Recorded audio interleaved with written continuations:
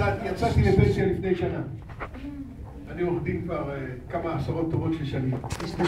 מה אני אעשה בפנסיה? הדבר ראשון מצאתי את מכון שכטר ואני לומד שם, אבל זה לא מה שרציתי לספר. אבל ראיתי באיזשהו מקום שביד שרה יש ייעוץ משפטי חינם לקשישים. פניתי אליהם והתקבלתי. אנחנו 4 עורכי דין.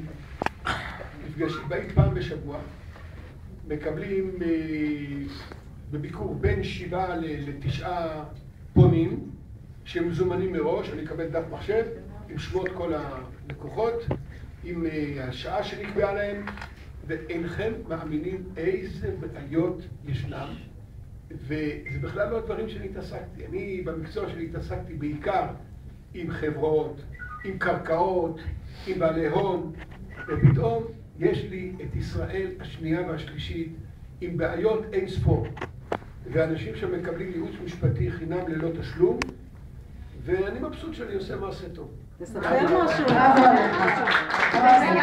קיים רק בירושלים? למשל איזה מקרה? תספר משהו אחד.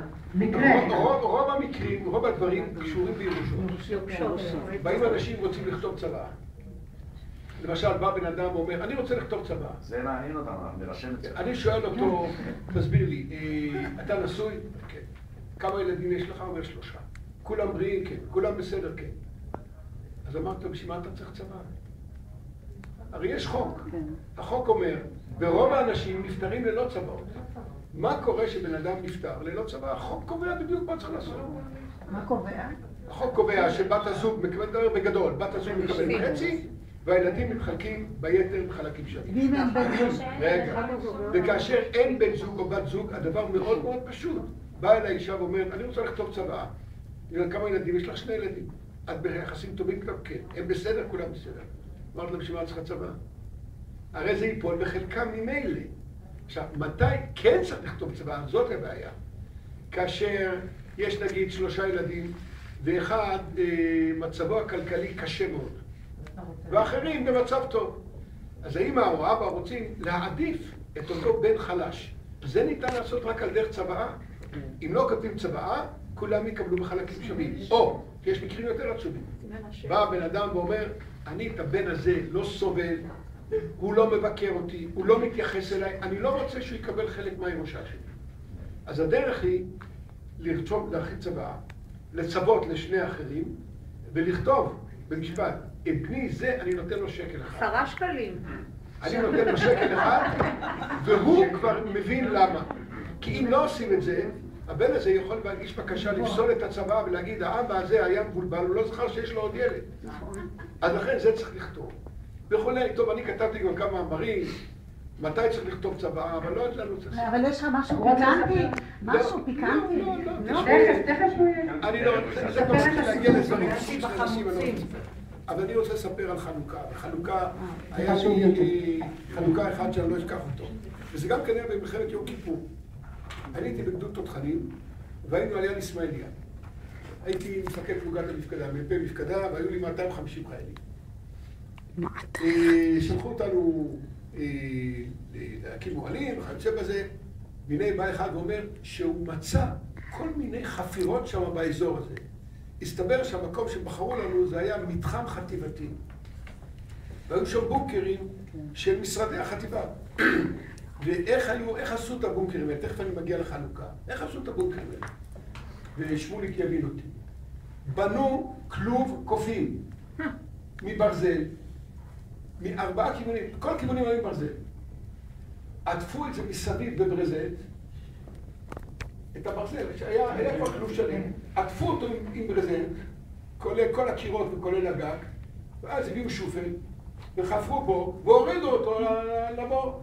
ואז היה לך מקלט נהדר, ואני שם ביליתי במקלט כזה כמעט 3 חודשים, שרקו מעל ראשינו פגזים, זה היה כיף. כן. אבל איך אני מגיע לחנוכה? ולמה אני נזכר בזה? הגיע חג חנוכה, וצריך להדליק נרות חנוכה. אז אני זוכר, התכנסנו בתוך אחד מהבונקרים האלה, שעדיין היה במסגרת של כלוב קופים, שהיה בחוץ, זאת התמונה שמצטערת בעיניי, ולקחנו פחיות שימורים, ולקחנו נפט או סולר, לקחנו חול והדלקנו ושרנו שם מעוז צור, וזה היה מדהים. אבל אני זוכר במיוחד את ליל חנוכה הזה בגלל אירוע פיקנטי. בא אליי חייל אחד ואומר, תשמע, כל החיילים שאמרו כל לילה, אני לפני השמירה, או לשמירה, אני אוהב לקחת בקבוק קולה.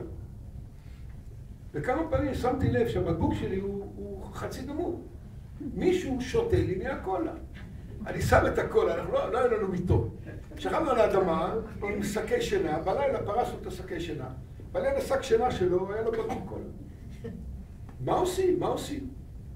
בקיצור, לא ידענו מה לעשות, זה עוד היה לפני חנוכה, ואז בליל חנוכה הוא בא ואומר לי, תשמע, הלילה, אתה תשמע צרחות שלא שמעת בחיים שלך. אני אומר לו, מה קרה? הוא אומר, תראה, אני נהג של בית חרושת לכהן, בבת ים. אני הבאתי ספיר 96. ואני לוקח בקבוק קולה עכשיו, ואני ממלא אותו ב-96 הזה, ושם קצת למעלה קולה. ואתה תשמע, ויהי הלילה, פתאום, יצעקו, תימלא! תפסנו את הגנב, הוא שתה את הדבר הזה, והוא צע. ואז החלטנו למתוח אותו. אמרנו, תראה, מה שהבאנו פה זה בקבוק רעל חזק נגד עכברים. ומזה מתעברים.